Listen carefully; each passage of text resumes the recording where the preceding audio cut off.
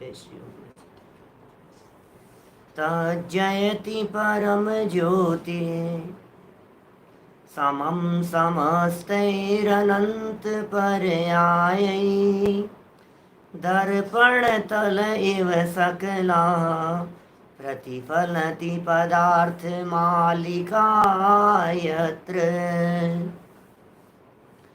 परमागमस्य बीजं निषिद्ध जात्यन्ध सिन्दुर्विधानं सकल नय विलसितानां विरोधमथनं नमाम्यनेकान्तम् विरोधमथनं नमाम्यनेकान्तम्।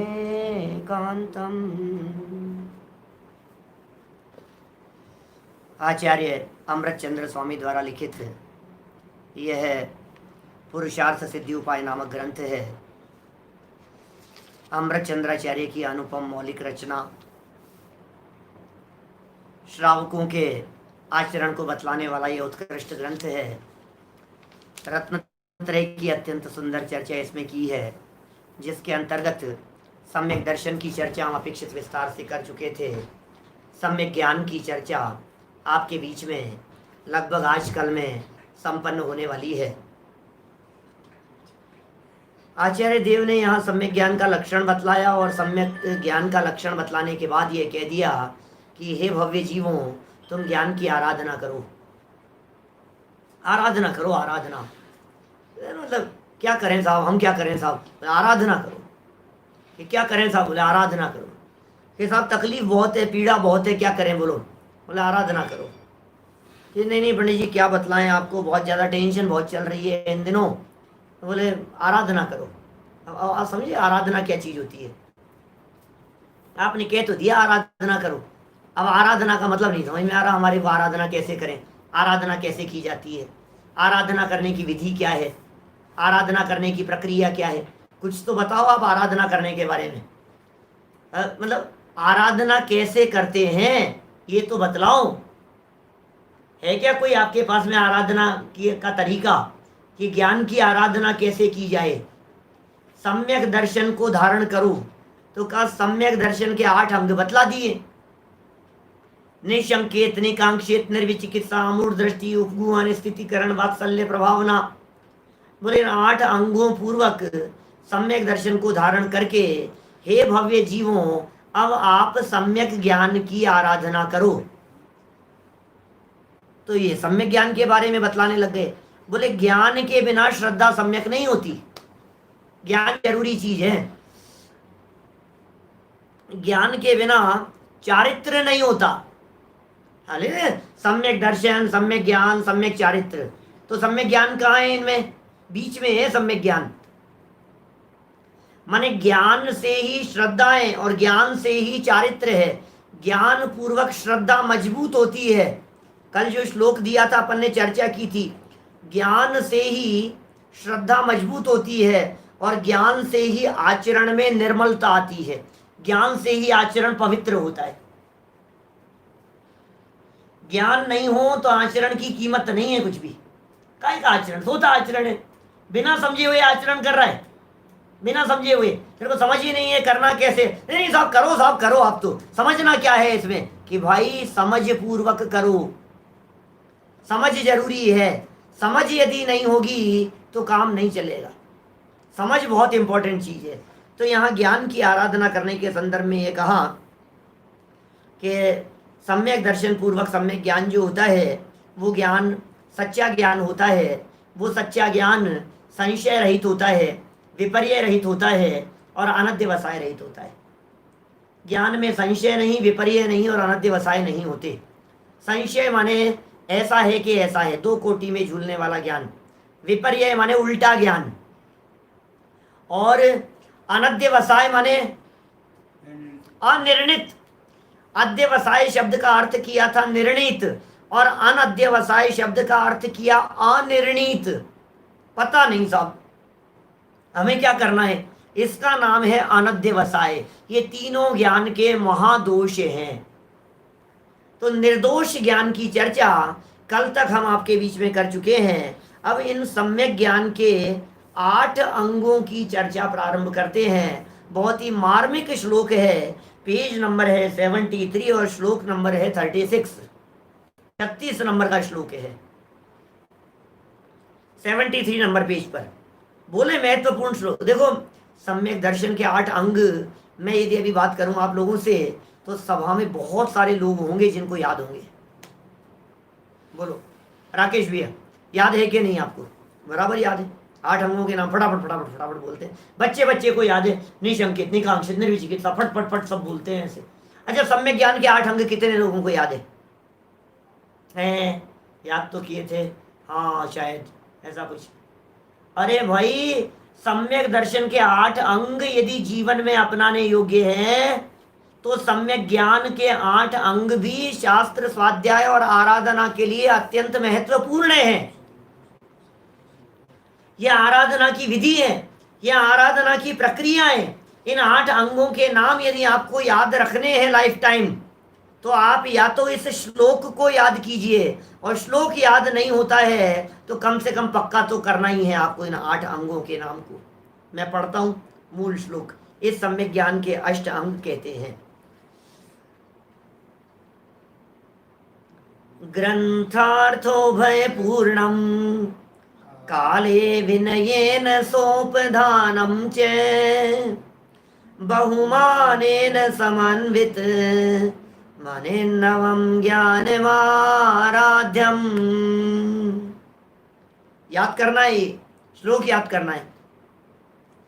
ग्रंथार्थो भय पूर्णम, वापस रिपीट करना, अपने अपने मन में रिपीट करना सब लोग।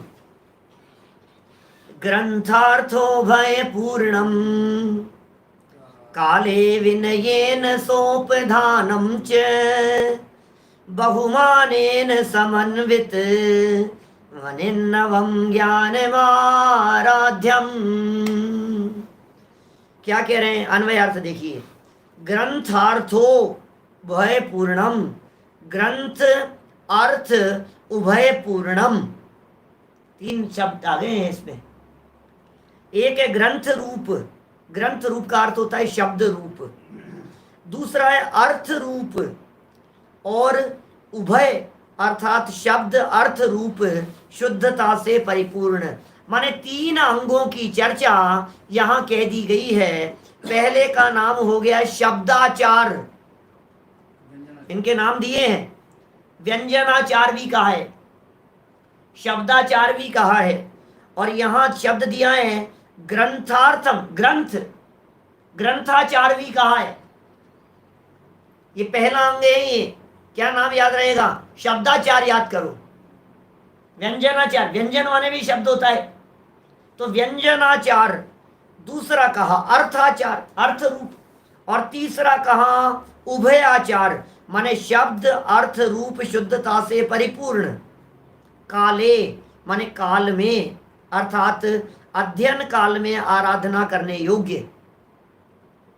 विनयेन मन वचन काय की शुद्ध रूप विनय, च माने और, सोपधानम धारणा युक्त, बहुमानेन अत्यंत सम्मान से, अर्थात देव गुरु शास्त्र के वंदन नमस्कार आदि, समन्वितम सहित तथा अनिन्नवम विद्या गुरु को छिपाए बिना, ज्ञानम ज्ञान की, आराध्यम आराधना करना योग्य है। 8 अंगों के नाम बतला दिए और अंतिम शब्द में कह दिया आराधना करना योग्य है। किसकी आराधना करना है? सम्यक ज्ञान की आराधना करना है। कैसे करना है? उसकी विधि बतला दी गई है। माने 8 प्रकार से ज्ञान की आराधना की जाती है। क्या? ज्ञान की आराधना के 8 सोपान हैं, ज्ञान की आराधना के 8 चरण हैं, ज्ञान की आराधना करने के लिए 8 स्टेप बतलाए गए हैं। कैसे होती है ज्ञान की आराधना? ज्ञान की आराधना से ज्ञानावरणी कर्म छटता है, ज्ञान की आराधना से ज्ञान खुलता है, ज्ञान का क्षयोपशम बढ़ता है। यहां तो सम्यक ज्ञान की आराधना के लिए कह रहे हैं। पहला शब्द क्या कहा बेटा? पहला अंग शब्दाचार, शब्दाचार अभी अभी इनके बारे में आगे कहेंगे, यद्यपि मैं यहाँ बोल रहा हूँ। बोले शब्दाचार माने शब्दों का ज्ञान, शब्दाचार माने अक्षरों का ज्ञान, शब्दाचार माने शुद्ध शब्द का उच्चारण, शुद्ध पठन, ये शब्दाचार कहलाता है। ये ज्ञान की आराधना है भाई साहब। शास्त्र पढ़ने के लिए बैठे हैं तो शुद्ध पढ़ें, ये कह रहे हैं यहाँ पर। शास्त्रों को शुद्ध पढ़ने का अपने आप में बहुत महत्व है,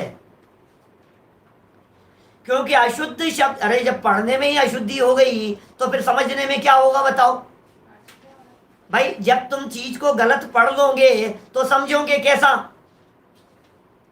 इसलिए शुद्ध लिखो, शुद्ध पढ़ो, शुद्ध उच्चारण करो, ये शब्दाचार के अंतर्गत आता है।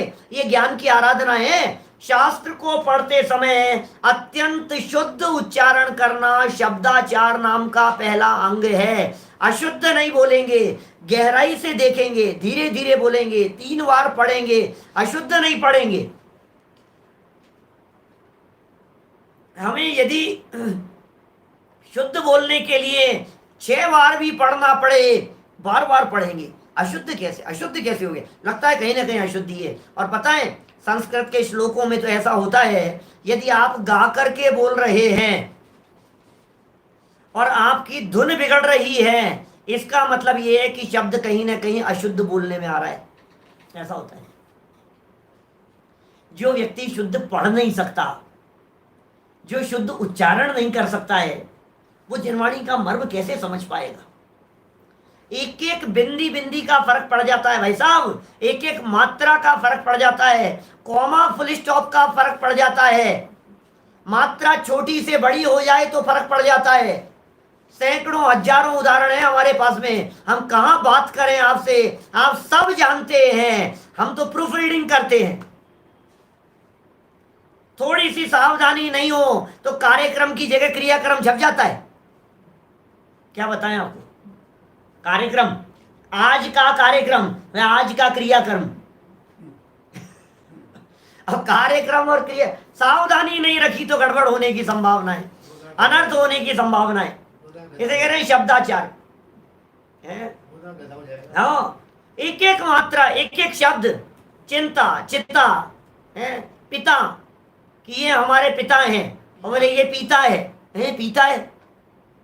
अरे पिता है कि पीता है, पिता है माने फादर है, और पीता है माने लिकर है।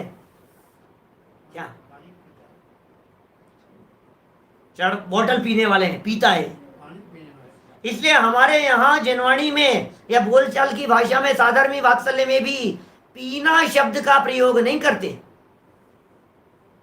क्या आपने खाना ले लिया, क्या क्या खाना पीना, ये जो खाते पीते हैं, खाते पीते हैं का मतलब गलत गलत अर्थ में खाते पीते शब्द का प्रयोग होता है। खाते पीते, अरे भाई साहब वो तो खाता पीता है।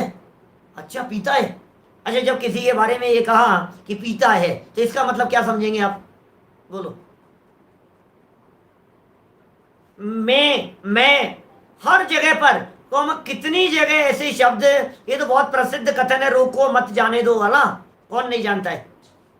रोको मत जाने दो, रोको मत जाने दो, कौमा पहले यहां लगा वहां लगा, सुना है कभी आर्यम। रोको मत जाने दो, रोको कौमा कौमा लग गया, मत जाने दो, रोको मत जाने दो, और फिर कहा रोको मत, फिर कौमा लगा, जाने दो। अनर्थ हो गया, वाक्य में वाक्य ही बदल गया। बोलो आप। इसलिए शब्दाचार क्या कह रहा है, जिनवाणी में जो शब्द लिखा है उस शब्द को आप यथावत पढ़ो। मुझे मालूम है हमारे कई साथी ऐसे होंगे जो शुद्ध नहीं पढ़ते होंगे, वे कुतर्क भी करेंगे, वे ऐसी बातें भी कहेंगे, अरे पंडित जी क्या है उच्चारण के अंदर लग गए यार आप, यार शब्दों की तरफ क्या ध्यान देना है, भाव की तरफ ध्यान दो ना। मिलेंगे लोग ऐसे, वो ये कहेंगे पंडित जी शब्दों की तरफ ध्यान मत दो ज्यादा, क्या आप तो भाव की तरफ ध्यान दो। कि नहीं भाई, शब्द ही गलत बोल रहा है तो भाव क्या सही होगा क्या। मैं ये कह रहा हूं, आपने यहां शास्त्र में पढ़ते समय कोई शब्द गलत पढ़ा, या विमोह लिखा हुआ था और आपने कहा विमोह की जगह विनोद पढ़ लिया, तो क्या अर्थ लगाएंगे आप बतलाओ? विमोह का अर्थ तो होता है मिथ्या मान्यता, दोष, ज्ञान का दोष है। विभ्रम, विमोह, अनध्यवसाय एक अर्थवाची शब्द है, और विनोद का मतलब होता है मजे करना। अब क्या होगा बोलो? इसलिए शब्दाचार। फिर कहा सुनो, अकेले शब्द की बात नहीं है, शब्दों के साथ में सेकंड नंबर से पहले तो शुद्ध उच्चारण करना भी अपने आप में ज्ञान की आराधना है। उच्चारण शुद्ध हो गया भैया, बात बराबर है। शुद्ध पढ़ना आता है, बच्चों को शुद्ध पढ़ना सिखाओ, तत्वार सूत्र पढ़ना सिखाओ, शुद्ध पढ़ना, भक्तामर शुद्ध पढ़ना सिखाओ, संस्कृत सिखाओ। क्या संस्कृत सीखने से क्या होता है? जवान में शब्द बोलने की पावर मतलब बोलना आता है, शुद्ध पढ़ना आता है संस्कृत आने से। संस्कृत, अब आप कहेंगे साहब हमारी तो उम्र हो गई, हमारे बहुत सारे लोग कहेंगे साहब हमारी तो उम्र हो गई साहब, अब हम कहाँ संस्कृत सीखेंगे साहब, हमें तो नहीं आता है साहब। कोई बात नहीं, शुद्ध उच्चारण के लिए एक फॉर्मूला है, पढ़ो पढ़ो पढ़ो पढ़ो पढ़ो, बस। जब कभी मुझसे कोई लोग ये कहते हैं कि साहब हमें तो संस्कृत नहीं आती है, तो मैं उन्हें एक बात पूछता हूं, आपको हिंदी पढ़ना आता है क्या? बोले हिंदी तो आती है, हिंदी तो आती है, संस्कृत नहीं आती है। तो हम आपसे ये पूछ रहे हैं, जो कोरोना और कोरोना और करोना, अब ये तीन शब्द हैं, कोरोना को एक साथ मिला दो तो महामारी हो गई, और कोरोना तो तत्सम प्रयोग हो गया कि क्यों रोना, ऐसा अर्थ हो गया। और कोरो और ना, करो ना, तो करते क्यों नहीं हो, करो ना, ऐसा अर्थ हो गया। यहां से तोड़ दिया तो अलग अर्थ, यहां से तोड़ दिया तो अलग अर्थ, और इधर इनको जोड़ दिया तो अलग, जोड़ दिया तो अलग, और तीनों को जोड़ दिया तो अलग। तो क्या करो बोलो? एक स्पेस मात्र से इतना फर्क पड़ जाता है।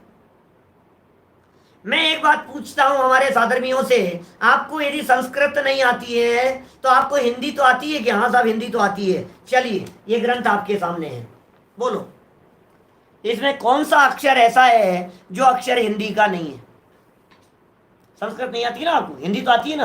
पहला अक्षर पढ़ो, क्या है? ग्रंथ, ग्रंथा, पढ़ सकते हो? ग्रंथा, फिर रह आएगा ग्रंथार्थो, ग्रंथार्थो, फिर भय पढ़ने में आ रहा है, यह पढ़ने में आ रहा है, पूर्णम, सब तो पढ़ रहे हो आप, क्या दिक्कत है? ग्रंथार्थो भय पूर्णम काले विनयेन सोपदानम। कौन सा अक्षर ऐसा है जो हिंदी का नहीं है? देवनागरी लिपि है ना। आप कहते हो हमारे को पढ़ना नहीं आता है, अरे कैसे नहीं आता है आपको पढ़ना? पढ़ना आएगा आपको, आप सावधानी से पढ़ो, कुछ कठिन नहीं है। देखिए, तो कह रहे हैं साहब पढ़ तो लिया, लेकिन सुनो अकेले पढ़ने का नाम ही आराधना नहीं है। सेकंड नंबर कहा, पढ़ने के बाद में अर्थ सहित पढ़ो, अर्थाचार। किताब शुद्ध पढ़ना तो आ गया, कि अर्थ समझ में आता है क्या कि अर्थ तो नहीं आता है? तो बोले अर्थ से आराधना कर भैया। शब्दाचार के बाद में अर्थाचार का नंबर आता है। इसका मतलब अकेले पाठ से काम नहीं चलेगा, उस पाठ का अर्थ भी समझना पड़ेगा। अकेले शब्द शुद्ध बोलने से काम नहीं चलेगा, उन शब्दों का मतलब भी समझना पड़ेगा। समझ में आ रही है क्या बात आपको? क्या शब्द क्या कह रहे हैं, इन शब्दों का मतलब समझो आप। ये मतलब के लिए क्या कहा गया है? मतलब के लिए कह दिया गया है अर्थ। अर्थ बोल क्या रहा है, उसका मतलब क्या है, हमें पता ही नहीं है। मुंह से पाठ किए जा रहा है, उसका भाव ही नहीं समझ रहा है, तो काम नहीं चलेगा भैया। बोलने के साथ साथ में अर्थ जानना। अरे तुम ना पिछान्या आन मान्या दे विविध प्रकार जी, बोले जा रहा है और पता नहीं है तुम ना पिछान्या, क्या क्या नहीं पिछाने। आन मान्या क्या होता है? आन मान्या, आन मान्या दे विविध प्रकार जी, कुछ नहीं पता है, धमाधम बोले जा रहा है। कई बार तो ऐसी परिस्थितियां बन जाती है बंधुओं, क्या बतलाऊं मैं आप लोगों को। ऐसी परिस्थितियां होती है। एक बार एक सज्जन रोजाना पूजन करने वाले हमसे जिरे बहस करने लग गए। इस बारे में करने लग गए कि ये क्या सिमंदर सिमंदर भगवान की बात करते हो तुम, हम नहीं मानते सिमंदर भगवान को, अपने यहाँ है ही नहीं, ये तुम लोगों ने नया लगा दिया है सिमंदर भगवान का ऐसा बोले मेरे से कड़क शब्दों में, रोजाना पूजन करते थे। तो मैंने कहा भाई साहब अकेले सिमंदर नहीं, 20 तीर्थंकर है वर्तमान में मौजूद हैं। बोले क्या बात करते हो, अभी तीर्थंकर इस समय कहाँ होंगे, पंचम काल चल रहा है, तीर्थंकर कैसे हो सकते हैं इस समय। मैंने कहा है भाई साहब, बोले नहीं हम नहीं मानते। मैंने कहा पूजन करते हो, रोज करता हूँ, पूजन का तो नियम है मेरा। बोलता है विद्यमान श्री 20 तीर्थंकर सिद्ध प्रभु के गुण गाऊं, रोज बोल रहा है, बरसों से बोल रहा है, जिंदगी हो गई बोलते बोलते, और बोल रहा है विद्यमान श्री 20 तीर्थंकर, विद्यमान श्री 20 तीर्थंकर सिद्ध प्रभु के गुण गाऊं। और उनको पता नहीं है विद्यमान 20 तीर्थंकर बोल रहा हूं, ये 20 तीर्थंकर विद्यमान है कि नहीं है, बोले जा रहा है बोले जा रहा है, भाव का पता नहीं है। तो भाई तो अर्थ भी तो समझ। तो फिर साहब ठीक है, 2 हो गए, शब्दाचार हो गया, एक अर्थाचार हो गया, बराबर। अब तीसरे नंबर पर कहा है उभयाचार। बोले जो शब्द की आराधना की बात कह दी और अर्थ लगा करके आराधना करने की बात कह दी, अर्थ भी जानने की बात कह दी, अब इस तीसरे अंग की क्या जरूरत है, क्या तीसरे अंग की क्या जरूरत है बतलाइए। तीसरे का नाम क्या है, तीसरे का नाम है उभयाचार। बोले ये क्या होता है उभयाचार। बोले उभयाचार होता है शब्द और अर्थ इन दोनों का तालमेल जानना, उभयाचार है। शब्द भी हैं आपके सामने और अर्थ भी पता है आपको, लेकिन कौन से शब्द का कौन सी जगह पर क्या अर्थ होता है ये लगाना, इसका तालमेल बिठाना बहुत जरूरी है। शब्द लिखे हैं हमारे यहाँ शास्त्रों में, जिनवाणी में वाक्य लिखे हैं, शब्द लिखे हैं, और इन शब्दों का अर्थ देखने जाओगे तो डिक्शनरी भरी है शब्दों के अर्थ बतलाने वाली। शब्द यहां लिखे हैं, अर्थ कहाँ है। बोले देख लो डिक्शनरी खोलकर, एक शब्द का अर्थ देखते हैं तो उस वर्ड के 10 मीनिंग निकलते हैं। अब क्या लगाएं बोलो। कई बार जैसे कोई वर्ड समझ में नहीं आता है ना, मान लीजिए कोई इंग्लिश का वर्ड समझ में नहीं आया और हमने गूगल से पूछा या इंटरनेट पर डिक्शनरी के अंदर डाल करके देखा वो वर्ड, तो जैसे ही वो वर्ड हमने डाला तो 15 अर्थ आ जाते हैं अलग अलग तरह से। अब लगाओ इनमें से कौन सा लगाना है तुम्हारे, क्या करो बोलो। तो बोले प्रकरण के अनुसार अर्थ लगाना पड़ेगा। समझ में आ रही है क्या बात। प्रकरण क्या चल रहा है। एक दिन हमने शायद लवण की चर्चा की थी आपसे, सेंधव, सेंधव नमक भी होता है और सेंधव देश का घोड़ा भी होता है। प्रकरण जो चल रहा हो उसके अनुसार सेंधव शब्द का अर्थ लगाना, जैसा प्रकरण चल रहा हो उसके हिसाब से अर्थ लगाया जाता है। अब प्रकरण कुछ चल रहा है और अर्थ आप कुछ लगा रहे हो तो ऐसे थोड़ी ना चलेगी बात। तो ये क्या कहलाएगा, ये उभयाचार कहलाएगा। काले, काल बहुत इंपॉर्टेंट है, काले। अब मुझे लग तो रहा है कि मैं यहाँ पेज नंबर 73 पे समझा रहा हूँ, 74 पे भी तो चर्चा करूंगा दोबारा जब ये टीकाकार लिखेंगे तब। तो थोड़ा सा फास्ट पढ़ लेते हैं। यहाँ पर क्या करें, काले मतलब काल में, अर्थात अध्ययन काल में, आराधना करने योग्य काल में। अभी काल की बात कह रहे हैं, काल इज वेरी इंपॉर्टेंट है, काल इंपॉर्टेंट है। अच्छा बतलाइए, हम आपसे ये पूछ रहे हैं कि हम यहाँ पुरुषार्थ सिद्धि उपाय की क्लास चला रहे हैं क्या, तो बोलो समय सार पढ़ना चाहिए कि नहीं। हमारे सामने कोई व्यक्ति समय सार लेकर के बैठा हुआ हो, हमने कहा भाई ये क्या कर रहे हो, समय सार पढ़ रहा हूँ। मैंने कहा यार पुरुषार्थ सिद्धि उपाय चला रहे हैं यार हम। हाँ आप समय सार पढ़ने के लिए मना कर रहे हो हमारे को। अरे बापू समय सार पढ़ने के लिए मना नहीं कर रहा, तू समय सार पढ़ना, लेकिन इस समय में नहीं। पूजन के समय में प्रवचन नहीं, प्रवचन के समय में पूजन नहीं, आराधना भक्ति के समय में स्वाध्याय नहीं, स्वाध्याय के समय में भक्ति नहीं। आप समझ में आ रही है बात। हर चीज का काम करने का एक योग्य काल होता है। नहाने का काल नक्की है या नहीं है बतलाइए मुझे। नहाना कब, पेस्ट कब करना बोलो, भोजन कब करना, शौच के लिए कब जाना, सोना कब। अब दिन भर सोता हो और रात भर जगता हो तो हम कहेंगे भैया यार ये तो ये कोई योग्य काल नहीं है इसका। किसी भी कार्य को करने का एक काल होता है कि नहीं, एक निश्चित काल। समय एक बहुत बड़ा फैक्टर है किसी भी चीज में। हर चीज का समय होता है, समय निर्धारण होता है। आप उस समय पर अपना दूसरा काम करना। अरे साहब आप मना नहीं कर रहे हैं हम किसी भी चीज के लिए, लेकिन योग्य कार्य को योग्य समय में किया जाए ऐसा निर्देश आपको दे रहे हैं। अपनी भूमिका के अनुसार होना चाहिए। क्या हमारी भूमिका कौन सी है, हम कौन सी जगह पर बैठे हुए हैं, कौन सी जगह पर खड़े हैं, उसके अनुसार कार्य होना चाहिए, समय के अनुसार। डॉक्टर साहब चांदीवाल जी बतलाइए, आपके क्लिनिक का समय हो, क्लिनिक का जो आपने टाइम नक्की किया है पेशेंट्स को देखने का, उस समय में आप घर बैठ करके भोजन करो तो गलत समय है ये। आप भोजन के लिए मना करे, अरे नहीं उस समय बैठ करके स्वाध्याय करो तो अरे भाई जिस समय जो जिसका जवाब है उसका वो सही होना चाहिए। हम कभी कभी विद्यार्थियों को कहते हैं, कभी कॉपियां चेक करते हैं ना विद्यार्थियों की, तो कई बार ऐसा होता है विद्यार्थी अपनी कॉपी लेकर के आया और कॉपी ला करके उसने बतलाया, भाई साहब आपने मेरा ये सवाल गलत बतला कर दिया, इसमें क्या गलती है ये बतलाइए। आप जानते हैं हमने पूछा, जैसे आपसे पूछता हूं, गलती पूछता हूं आपसे, 6 द्रव्यों के नाम बताइए। प्रश्न क्या है, 6 द्रव्यों के नाम बतलाइए। और शिष्य सामने से जवाब देता है, जीव अजीव आश्रव बंध संवर निर्जरा मोक्ष, ये 7 तत्व होते हैं। बोलो सही बोल रहा है कि गलत बोल रहा है? मैं तो एक एग्जांपल देकर के बात कर रहा हूं आपसे। जीव अजीव आश्रव बंध संवर निर्जरा मोक्ष 7 तत्व होते हैं, उसके द्वारा कहा गया ये वचन सत्य है या असत्य है? अब नॉर्मल किसी भी व्यक्ति से, सही है भाई साहब 7 तत्व है, सही है 7 तत्व है, यही तो लिख रहा है वो, इसमें क्या गलती है? भाई साहब प्रश्न पूछा है द्रव्य कौन से होते हैं। बात समझ में आ रही है? हमने आपसे ये पूछा कि अभी कौन से विषय पर स्वाध्याय चल रहा है, और आप इसका जवाब ये दो कि 9:20 पर सुबह मोक्ष मार्ग प्रकाशक चलता है, तो सही है कि गलत है? अरे प्रश्न का जवाब सही नहीं है। जैसा प्रश्न वैसा जवाब होना चाहिए। जिस तरह से प्रश्न का जवाब बराबर हो तो होना चाहिए, जिस तरह से जो विषय चल रहा है उसका प्रतिपादन उसी रूप से होना चाहिए, ये यहां कहना चाहते हैं।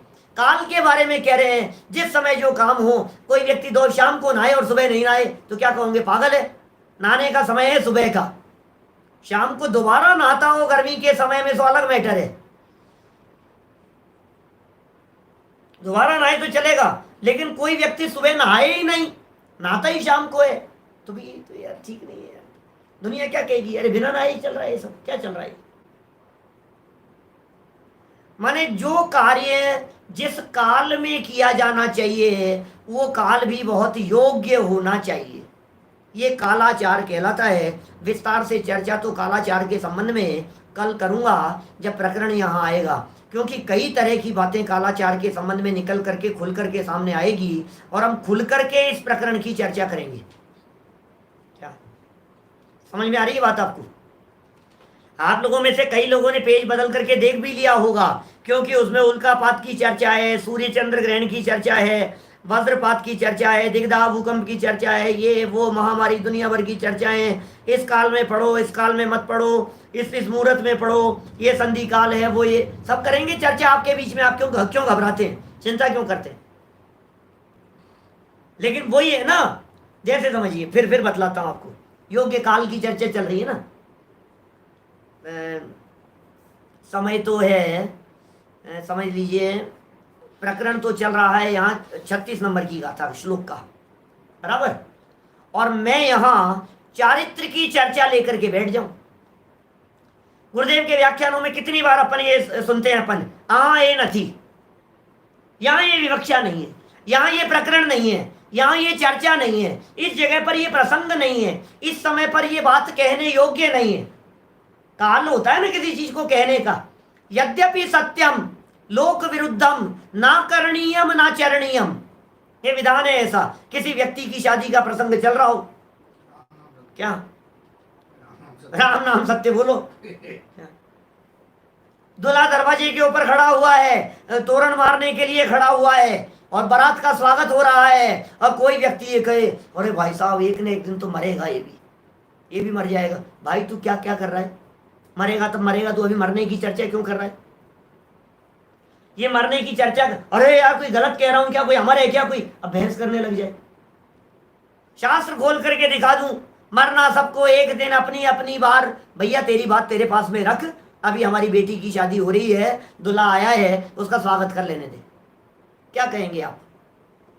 आपकी ये तत्व ज्ञान की बातें आपके पास में रखिए, ये प्रसंग नहीं है ऐसी बातें करने का। क्या माने खबर छे? बोलो। कोई व्यक्ति यदि प्रसंग से हट करके बात कहता था तो तुरंत बदल करके कह देते थे। उल्लास भाई सही कह रहे हैं आप, सही प्रसंग पर सही बात होनी चाहिए। सही प्रसंग पर, ये क्या चीज है? काल। सही प्रसंग पर मतलब योग्य समय पर, योग्य समय पर योग्य बात कही जानी चाहिए। इसे कालाचार कह करके पुकारा गया है। काल में अर्थात अध्ययन काल में आराधना करने योग्य काल में आराधना करना। सामायिक का काल अलग होता है, आप जानते हैं। सामायिक का काल अलग है, स्वाध्याय का काल अलग है, प्रतिक्रमण का काल अलग है। क्या सबके अलग अलग काल हैं। कोई व्यक्ति कहे भगवान की पूजन रात में क्यों नहीं करनी चाहिए, कि क्यों नहीं करनी चाहिए? कालाचार है भाई साहब, क्या बात कर रहे हो? नहीं करनी चाहिए, रात को नहीं करते हैं भगवान की पूजन। अरे भाई पूजन करने के लिए मना कर रहे हो आप। अरे भाई काल का विचार तो करो, रात्रि हो ही है, रात्रि में खाते नहीं हो, रात्रि में पूजन कैसे करते हो? मैं समझता हूं काफी बातें मैंने इसके संबंध में कह दी है, लेकिन अभी तो बहुत खुलासा होना बाकी है।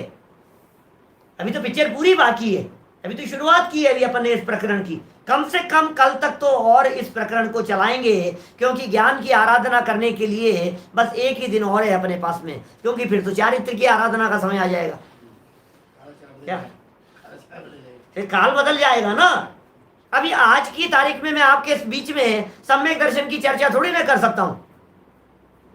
सम्यक ज्ञान का प्रकरण चल रहा है और मैं सम्यक चारित्र की चर्चा लेकर के बैठ जाऊं। आप में से कितने लोग कहेंगे अरे पंडित जी आगे बढ़ो ना यार, आप काय को सम्यक दर्शन की चर्चा कर रहे हो, ये योग्य काल नहीं, अभी ये समय नहीं है इसके लिए। सीधी बात है। कितने प्रसंग सामने से कुछ लोगों के उठपटांग आ जाते हैं, इधर उधर के प्रश्न आ जाते हैं, तो क्या कहा जाता है? भाई साहब अभी नहीं यार, अलग से पूछना, अभी अभी ये समय नहीं है इसके लिए। ये सब काल के संबंध में, टाइम के संबंध में विचार विवेक रखने को कालाचार नाम का अंग कहा है। और ये कह रहे हैं योग्य काल में की गई आराधना विशेष रूप से फल प्रदान करने वाली होती है। कितनी बातें बता दी भैया। शब्दाचार, अर्थाचार, उभयाचार और कालाचार, चार हो गई। आगे देखो 5वें नंबर पर, विनयेन, मन वचन काय की शुद्ध रूप विनय। ये विनयेन, विनय होनी चाहिए। अरे मन से बहुत बहुमान आना चाहिए। क्या कह रहे हैं भाई साहब? विनयेन के अंदर तो मन वचन काय से विनय है, ये विनयाचार है। फिर आगे कह रहे हैं सोपधानम, उपधानाचार है, माने धारण करो। उस ज्ञान के प्रति विनयवंत हो भैया, ज्ञान के प्रति तिरस्कार की बात मत लाओ, ये विनयाचार है। अरे यार क्या बेकार की बात है, क्या कह रहे हो आप? बोलो। हम कल करेंगे ये सारी चर्चाएं। इंडिया टाइम की बात यहाँ है और वहां के टाइम यहाँ है, यहाँ का टाइम अलग अलग जगह पर है, अलग अलग जगह पर होते हैं अलग अलग तरह की चर्चाएं इस तरह की। वैसी स्थिति में क्या करें? बहुत होते हैं इस तरह के झमेले आजकल, और वर्ल्ड वाइड कार्यक्रम होते हैं तब तो होता ही है, तब क्या करें? हमारे यहाँ सुबह 7 बजे इंडिया टाइम के ऊपर ऑनलाइन पूजन हो रही है और वहाँ अमेरिका के अंदर रात को 9:30 बजे। अब बोलो क्या करें? पूजन कर नहीं, तुम्हारी ऑनलाइन पूजन के अंदर शामिल होवे कि नहीं होवे? अब भाई ये तो क्षेत्र काल जैसी बातें हैं, बहुत तरह की बातें इनके अंदर लागू हो सकती है। विनयेन कह करके कहना चाह रहे हैं आपको पाठ के प्रति विनय का भाव होना चाहिए। आपको पाठ के प्रति जो स्वाध्याय कर रहे हो, जो जिनवाणी है, जो शास्त्र है, उस शास्त्र के प्रति आपको बहुत विनय भाव होना चाहिए। ओहो वीतरागियों की वाणी है भाई, ओहो तीर्थंकरों की वाणी है, ओ केवल ज्ञानियों की वाणी है। वीतरागी संतों ने लिखी है, हमारे वहां भाग्य से हमारे को आकर के मिल गई है। इस तरह का विनय भाव उसके प्रति, ये विनय आचार। भाई अष्टांग नमस्कार करके बैठो जिनवाणी को, उसकी विनय करके बैठो, उसे बहुत विनय पूर्वक, क्या विनय पूर्वक उसको मन में, वचन में और काय से उसे ग्रहण करो। उपधानम का अर्थ है धारणा में लाओ उसे, बार बार घूंटे लगाओ, याद करो, चर्चा में लाओ, पढ़ो पढ़ाओ, सुनो सुनाओ, अभ्यास करो, ये सब आएगा सोपधानाचार। 6 हो गए यहां तक। शब्द अर्थ उभय, काल, विनय और उपधान, सोपधान। फिर कह दिया बहुमान, बहुमान का भाव होना चाहिए। बोले अत्यंत सम्मान से, अर्थात देव गुरु शास्त्र के वंदन नमस्कार अधिक, समन्वितम माने सहित तथा, ये समन्वित, ये बहुमाने, बहुमानाचार है। फिर कह रहे हैं अनिन्नवम, विद्या गुरु को छिपाए बिना ज्ञानम, ज्ञान की आराधना करना योग्य है। गुरु का नाम मत छिपाओ, किनसे पढ़ते हो नाम मत छिपाओ, क्या किसने बतलाया है, किससे सीखा है। अपने गुरु का नाम छिपाने पर आपका ज्ञान चला जाएगा। ये जिस तरह के अंग यहां कहे हैं ना, इस तरह से इनसे विपरीत ज्ञानावरणी कर्म के आश्रम के कारण कहे हैं। मालूम है आपको ज्ञानावरणी कर्म के आश्रम के कारण किसे याद है? तत्वार सूत्र ग्रंथ 6ठा अध्याय है और उसमें लिखा है तत्प्रदोष निन्हव मात्सर्यांतराया साधनोपघाता ज्ञान दर्शनावरणयो। प्रदोष निन्हव, निन्नव यहां कह रहे हैं अनिन्नव। निन्नव माने होता है छिपाना, अनिन्नव माने होता है नहीं छिपाना। आपने यदि गुरु का नाम छिपाया, आपने यदि शास्त्र का नाम छिपाया, आपने जिनसे विद्या हासिल की है उन्हें छिपाया, आपको लगता है नहीं नहीं यार फिर ये भी सीख लेगा उनके पास जाकर के। आपने यदि मान लीजिए किसी विद्वान से कोई प्रवचन उदाहरण सुना, आपने जाकर के उसे सुना दिया क्या, और किसी ने पूछा अरे यार गजब उदाहरण दिया यार आपने, यार कहां से लाते हो ऐसी बातें हैं? ठीक है कोई, अरे भाई जिससे सुना है साफ साफ बतलाओ उसके बारे में। हमारी यदि कोई गलती हो और कोई व्यक्ति यदि हमारे को बतलाए तो हम बहुत सरल हृदय से उस व्यक्ति के नामोल्लेख के साथ में उस गलती भूल को सुधारने के लिए तैयार हो। इतनी सरलता आप में होनी चाहिए जिनवाणी के पठन पाठन करने वाले में। भूल सुधारने के लिए हमेशा तैयार। बहुमान उनके प्रति, अनिन्नवम विद्या गुरु को छिपाए बिना, नहीं छिपाते हम बात, और ज्ञानम ज्ञान की आराधना करो, ज्ञान की आराधना करो। भैया तुम तो जैसे बन पड़े, खूब पढ़ो अच्छे से, पढ़ाओ अच्छे से, बहुमान पूर्वक पढ़ो पढ़ाओ, आराधना करो उनकी। समझ में आ रही है बात? कोई अजब गजब की बातें हैं भाई साहब, ये शुद्ध पढ़ने के लिए कह रहे हैं। पाठ करो, आप तो रट्टे लगाओ, उसको उच्चारण करो, आपको समझ में आए चाहे नहीं आए। 4 साल के बच्चे को लेकर के पढ़ाओ, पढ़ना सिखाओ, बोल पढ़ बेटा तू तो पढ़, कुछ नहीं, पहला काम है पढ़। अब कोई व्यक्ति ये कहे अर्थ तो समझता ही नहीं है भाई साहब, क्या अभी अर्थ तो समझता ही नहीं है, पढ़ा पढ़ा करके क्या होगा? बच्चों को गाथाएं याद करा रहे हो आप, अर्थ तो समझते ही नहीं है। कोई बात नहीं, अर्थाचार नहीं होगा, पहला अंग है शब्दाचार। शब्द तो उसकी जबान पर आएंगे, उन शब्दों को वो रिलेट करेगा बाद में। ये बहुत में अब अनिन्नवाचार शब्द पढ़ लिया आपने, आपके 8 साल के बच्चे को आपने 8 अंग याद करा दिए सम्यक ज्ञान के, तो क्या होगा? 8 साल के बच्चे ने 8 अंग के नाम याद कर लिए तो उनको पता तो है ही नहीं साहब कुछ भी, जानता तो है ही नहीं कुछ भी, नहीं जानता होगा कोई बात नहीं, शिवभूति मुनिराज को याद करो, क्या फर्क पड़ गया है? 50 उदाहरण मिलेंगे आपको इस तरह से खोलेंगे तो, खूब उदाहरण मिलेंगे। ये कह रहे हैं आराधना करना योग्य है, आराधना करना योग्य है। चलिए आगे पढ़ता हूं, देखिए आप टीका शुरू करते हैं अपन, है ना। एक एक 2-2 लाइनों में इन सारे अंगों की चर्चा यहाँ की है, उनका अर्थ बतलाया है, उनका भाव बतलाया है, उन अंगों को किस तरह से धारण करना है, बहुत मार्मिक चर्चा की है। सब 8 के 8 अंगों की चर्चा 2-2, 3-3 लाइन में है, कालाचार को छोड़ करके, क्योंकि मुझे मालूम है काल के संबंध में बहुत चर्चाएं उठने वाली है। क्या लेकिन काल के संबंध में चर्चाएं उठ रही है तो आपको योग्य काल का इंतजार करना पड़ेगा, माने कल 8 बजे तक का इंतजार करना पड़ेगा, तब करेंगे इसकी चर्चा अपन। समय आने पे काम होगा ना। अच्छा बतलाइए, अपने यहाँ 5 समवाय से काम होता है ना, स्वभाव पुरुषार्थ निमित्त होनहार काल लब्धि, तो ये काल वाला फैक्टर है या नहीं है? ये काल लब्धि क्या होता है? समय आने पे काम हो, योग्य काल में काम हो। बोलो, सूर्योदय के बाद ऐसा हो जाता है, सूर्योदय के पहले नहीं, सूर्योदय के बाद, सूर्यास्त से पहले। आखिर इन काल की चर्चाएं क्यों की है शास्त्रों में? कालाचार के लिए किए। अब यहाँ कालाचार का प्रसंग, और ये सारे प्रसंग तो स्वाध्याय से रिलेटेड प्रसंग हैं, इसलिए उस परिप्रेक्ष्य में इनकी चर्चा अपेक्षित है।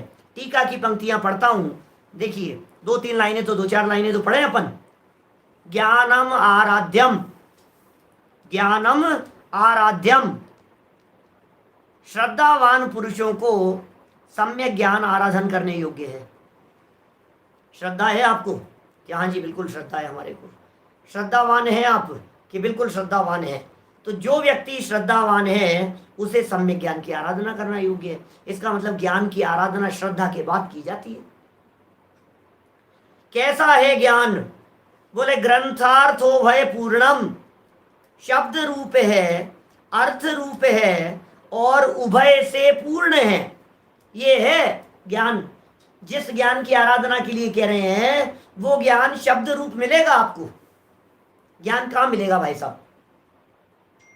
कैसे करें ज्ञान की आराधना, ये तो बतलाओ। ज्ञान की आराधना के साधन तो बतलाओ। दुनिया में आपको दिखते हैं क्या कोई? किससे कौन से साधनों से ज्ञान की आराधना की जाती है? हम पूछते हैं कभी, ऐसा बतलाइए। ज्ञान की आराधना के साधन क्या हैं? साधन बहुत हो गए हैं आज। क्या हमारे वीर सागर जी भाई साहब कहते हैं ऐसा, साधन बहुत हो गए हैं लेकिन साधना घट गई है। क्या वाक्य बोला? वर्तमान समय में साधन बहुत बढ़ गए हैं लेकिन साधना घट गई है। पुराने समय में साधन नहीं थे लेकिन साधना बहुत हुआ करती थी। लेकिन एक बात ध्यान रखना, साधना साधनों की मोहताज नहीं होती। ज्ञान की आराधना के साधन बतलाइए कौन कौन से होते हैं? ज्ञान की आराधना के साधन कौन कौन से हैं? इंटरनेट आजकल तो ज्ञान की आराधना का जबरदस्त साधन है भाई साहब। क्या बात कर रहे हो आप? इंटरनेट चाहिए, गूगल चाहिए, लैपटॉप आईपैड चाहिए, कितनी आराधना होती है इन साधनों से। पुस्तक चाहिए, लाइब्रेरी चाहिए, इंटरनेट की फैसिलिटी हमारे पास में है, एप्लीकेशंस है बहुत सारी, यूट्यूब है, फेसबुक व्हाट्सअप है।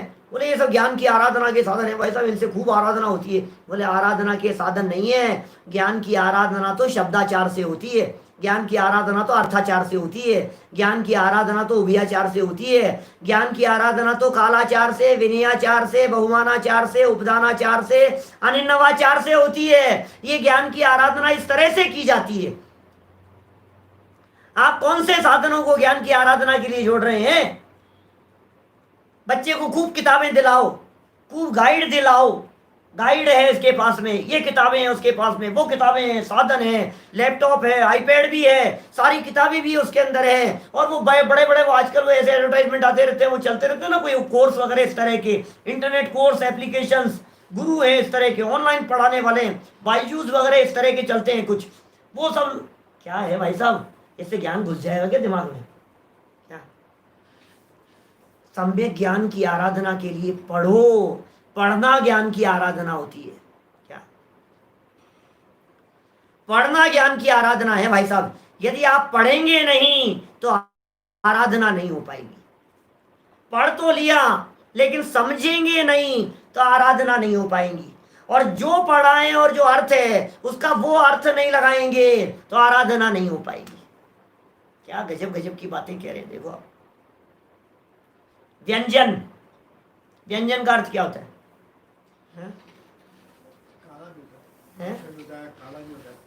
व्यंजन माने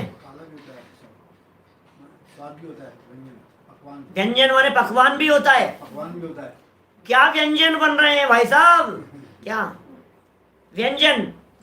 विद विद विद विद व्यंजन से प्रभु भूख न मेरी शांत हुई, ऐसा ऐसी लाइन है ना, पूजन की लाइन है ना। विद विद व्यंजन से प्रभु भूख न मेरी शांत हुई, तो व्यंजनों से, वहां व्यंजन शब्द का क्या अर्थ है और यहाँ व्यंजन का क्या मतलब है, बोलो व्यंजनाचार में। अरे साहब, व्यंजनाचार, कोई खाने पीने का लोभी व्यक्ति हो और कहे देखो आचार्य देव भी कह रहे हैं खूब खाओ पियो यार, आप तो इससे ज्ञान की आराधना होती है, खूब खाओ पियो। अरे भाई, ये व्यंजनाचार कुछ अलग अर्थों में है। कल 8 अंगों को अपन पूरा कर लेंगे और इनमें अनिन्नवाचार का बहुत सुंदर अर्थ आने वाला है, बहुमानाचार की बहुत सुंदर चर्चा आने वाली है, उपदानाचार भी, विनयाचार भी, कालाचार की तो विशेष चर्चा करेंगे ही अपन। योग्य काल के संदर्भ में मुझे मालूम है बहुत सारे लोगों के बहुत सारे प्रश्न उठेंगे काल को लेकर के, लेकिन यथासंभव आगम के आलोक में हम उन सब का समाधान करने का प्रयास करेंगे। लेकिन आप योग्य काल का विचार करते हुए आप उपस्थित हुए तो उन चर्चा का विशेष रूप से आप लाभ ले पाएंगे। अभी की बात, निज निधि निज में बताई, यह अनंत उपकार है, उसके लिए जनवाणी माँ को वंदना शत बार है, वंदना शत बार। नौ बार मुकार नमो